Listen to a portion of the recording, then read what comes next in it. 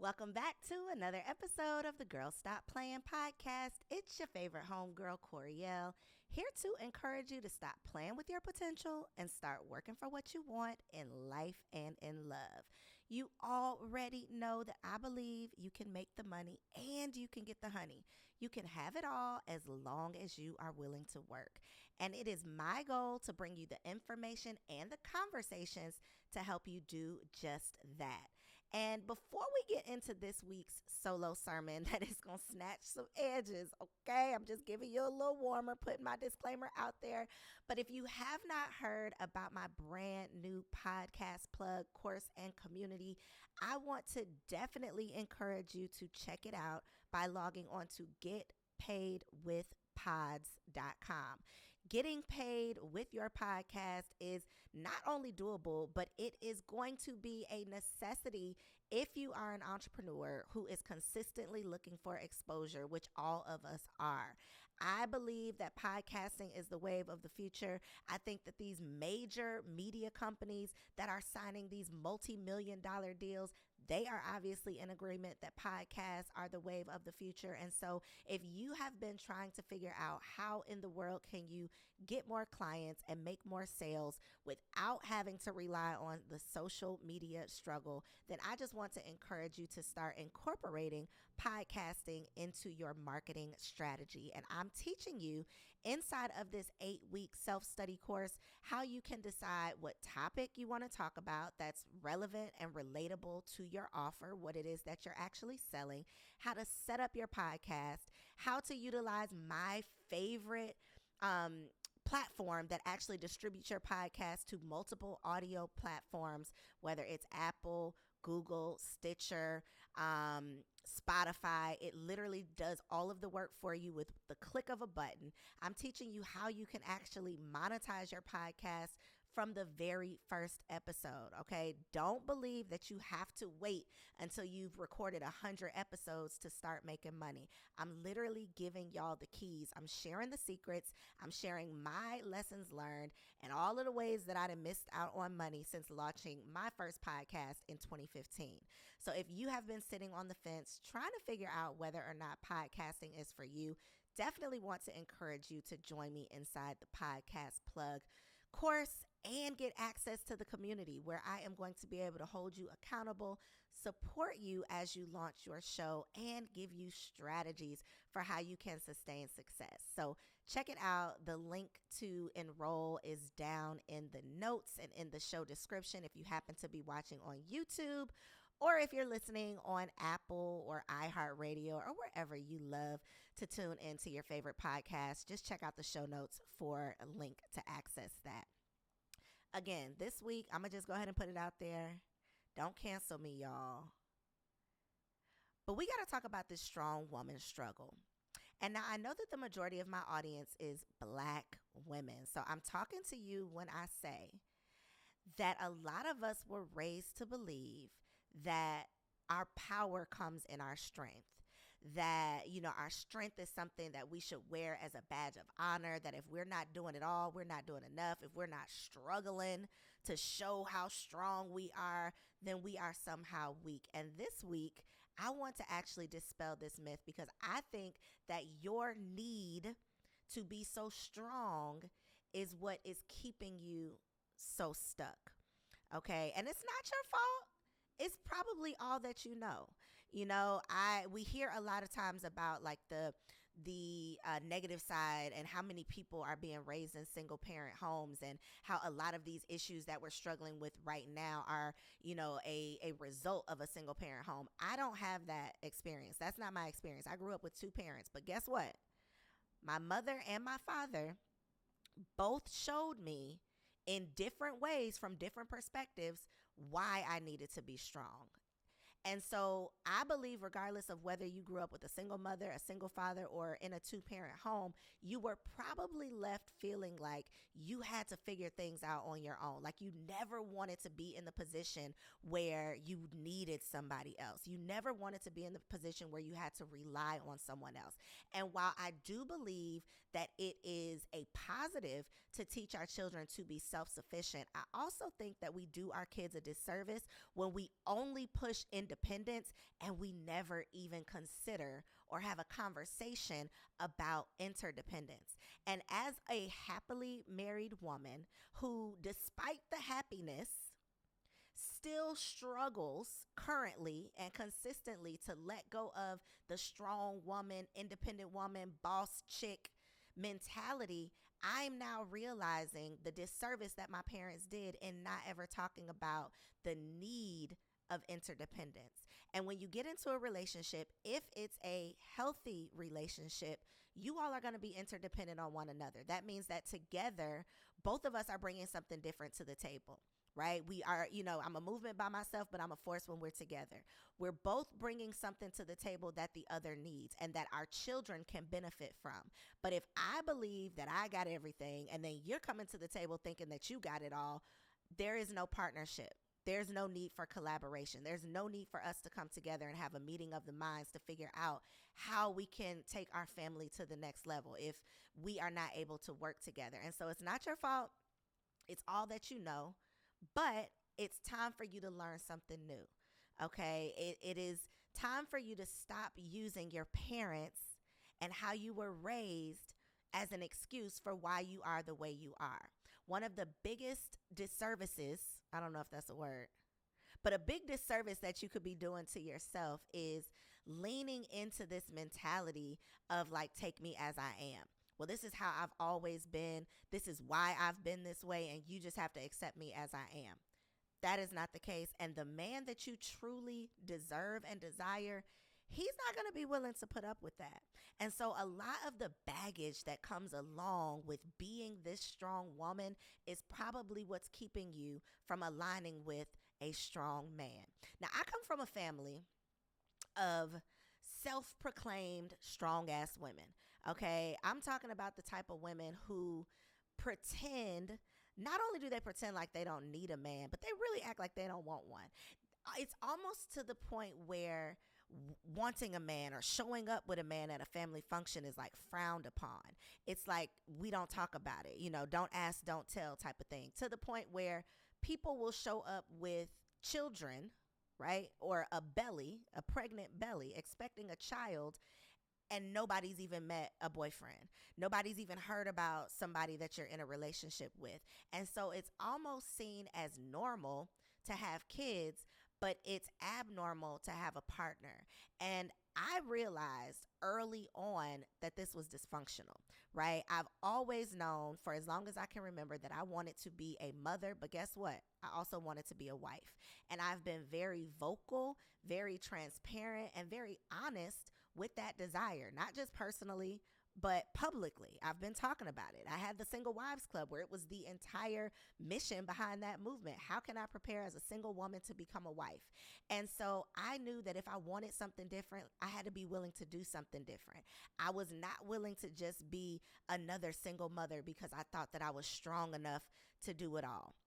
And so I'm speaking from personal experience when I say that a lot of us grew up in situations that were very female focused. A lot of our families have these single mothers as the backbone of the family, where all you see is strong women.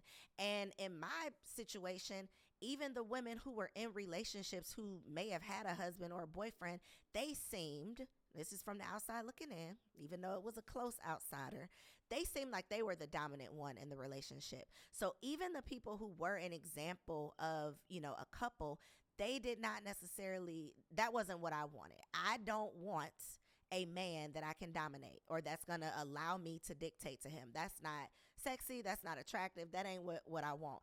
And if if I was a betting woman, I would probably guess that that's not what you want either. And so I'm a very logical person. I know that women are, always considered to be super emotional. But if we just use our logic for just a minute and we just think about the fact that we are showing up as these masculine women, because strong, doing all the things, solving all the problems, that's very masculine energy. Whereas feminine energy is being, it's flowing, right? So if we're showing up in our masculine energy, what type of man do you think you're going to attract when all you're using is your masculine energy, when that's all that the outside world gets to see is this strong masculine energy. Logically, you know that with that strong masculine energy, you are going to attract a man who displays more feminine energy. You're not going to attract the masculine man that you want to attract if all you're giving off is masculinity. Okay. And so, with that same logic, if I just think to myself, do I find anything attractive about a feminine man? Anything? Is there anything that I think is attractive about a feminine man? And for me, a man that I'm going to date, a man that I could potentially marry, a man that could potentially be the father to my children, I don't want him to be feminine. There's nothing in me that's attracted to that. And so if I don't want a feminine man, what makes me think that a man is going to be attracted to a feminine woman? Not the man that you want. Okay, not the one that you want. There might be one out there that's willing to put up with it, but you're not going to want them for long, okay? You might catch them, but you're not going to want to keep them. And so it's super important that we get out of all of our feelings, right? Well, I feel like this is what I deserve. I feel like this is what I should have, and start thinking logically about what is it that we're actually attracting with what we're putting out there. I believe the law of attraction is really real, okay? And what you get back is a reflection of what you put out. So if you're only putting out this strong woman, very masculine, doing it all myself, don't need a man type of energy, that is exactly what you are going to end up with. So back to my family as being the example. When they put out this, I don't need a man, I can do it all myself energy, guess what they end up doing? It all. Bearing the weight of having to raise these kids themselves, having to supply all of the needs, having to support these children on their own, not having a partner, not having a companion. And in the wise words of Kevin Samuels, who I know that y'all can't stand, so don't cut it off, okay? This is going to be the only mention of Kevin Samuels. But unfortunately, this is what he meant when he said you're going to die alone. That sounds very harsh, but that's your feelings. That's your emotions telling you that that sounds very harsh. If you think logically, for all of the women who are in their 30s and 40s talking about not wanting a man, they're going to be the ones that end up alone. Literally, with nobody to take care of them, nobody to talk to them, nobody to be a companion to them. And that, for me, that's not the way that I want to live my life. And I know in your heart of hearts that that is not the result that you want, at the end of your life either.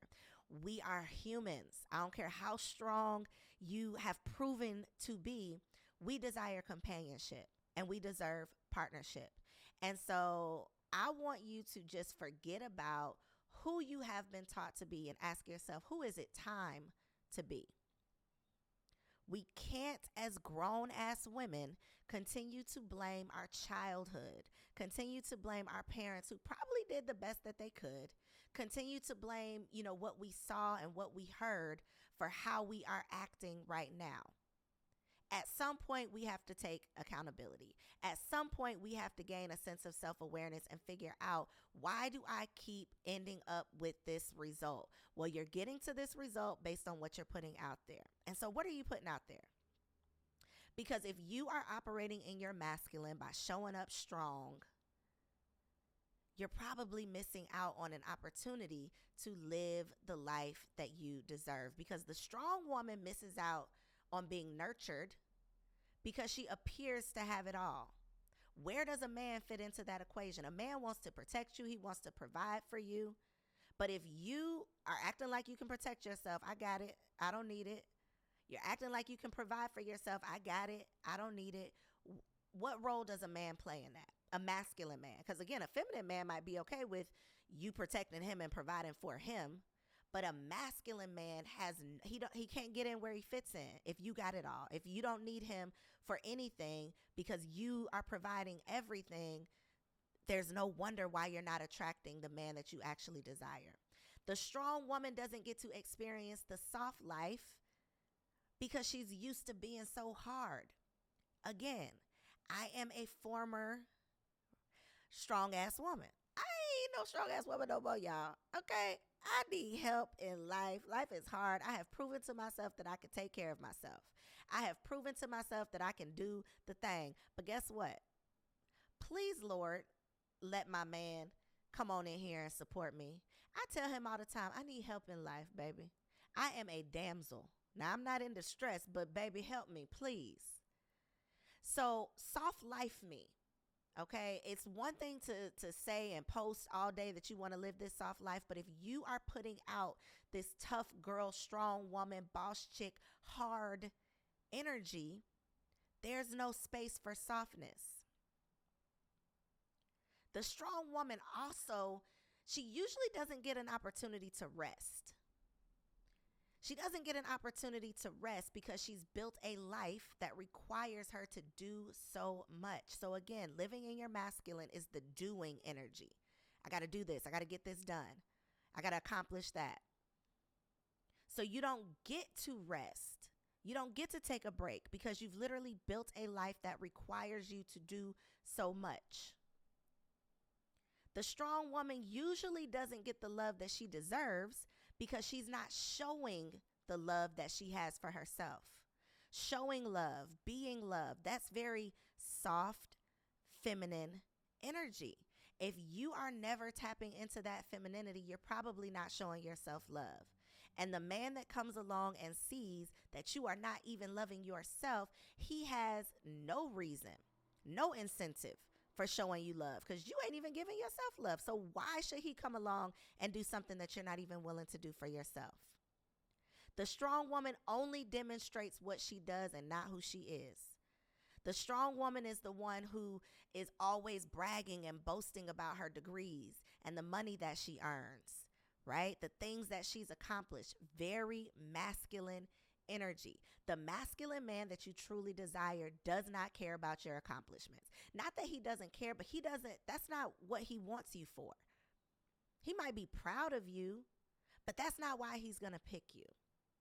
Okay, so leaning into the fact that you have 4 degrees and you earn multiple 6 figures, that's only going to be attractive to the man who doesn't have much on his own. That feminine man who is looking for someone to take care of them, to provide for them. That is not the man that you want. You might be willing to tolerate it if you get lonely enough, but that ain't who you really want.